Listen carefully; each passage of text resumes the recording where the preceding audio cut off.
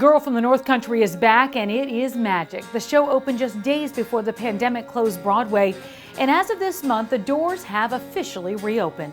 Pistol shots ring out in the ballroom night. Enter Patty Valentine from the upper hall. The show, inspired by music from one of the greatest songwriters in history, is now back at New York's Belasco Theater. Let's send it out to Charlie Cooper. Thanks, Tamsin. Girl from the North Country, featuring the songs of Bob Dylan, returns to Broadway, and with it comes leading lady Kimber Elaine Sprawl. We met at the Belasco Theater to chat about that and so much more.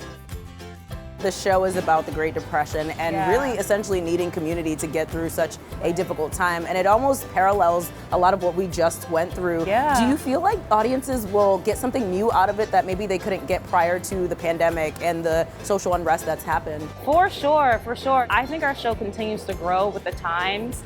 It's just such a slice of life, and it's such a human piece that no matter what I'm going through, no matter what the world is going through, I really do feel like people relate to it, but especially now. I know when I was getting ready for the show and I was like doing research about the Great Depression, the biggest conundrum that I had was like, wow, these people went through something so catastrophic that I can't even imagine.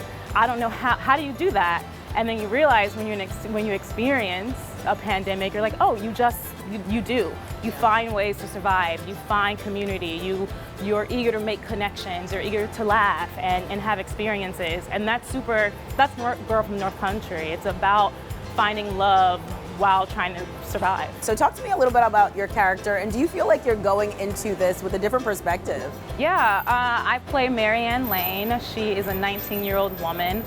She finds herself in a very dramatic pregnancy, and everyone is trying to tell her what to do, what her options, what her choices are. And she's a woman of strong conviction and resolve, and she's just trying to figure it out for herself. She is adopted by a white family, so she kind of goes through spouts of loneliness. She knows what her desires are, but it's confusing and lonesome when that doesn't reflect what you see every day. You know, it doesn't reflect in her experiences as a Black woman. So she's on her journey. Has anybody seen my love? You wanna talk to me? Go ahead and talk. Whatever you got to say to me won't come as any shock. I must be guilty of something. You just whisper it into my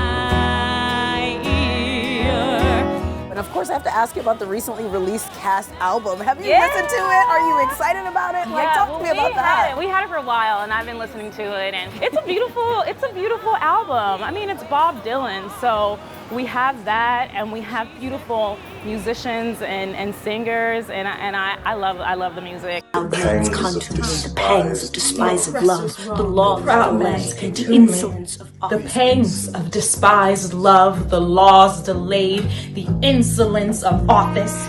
I know that you recently had a hashtag that went viral in a video that went viral where you were celebrating Black artists. And can you kind of talk about what are some things that you hope on the ground change about Broadway when you get back? I just hope that everyone is seen. I hope that everyone is seen as artists, but also as human beings. I think a lot of times we come together and we have fun during our musicals, but we forget that, you know, when I walk outside the stage door, I'm a Black woman and I have experiences that may be different from the audience members that are seeing the show every day. So I just want to remind people to keep that empathy button on, keep it pressed, and keep thinking about others and community.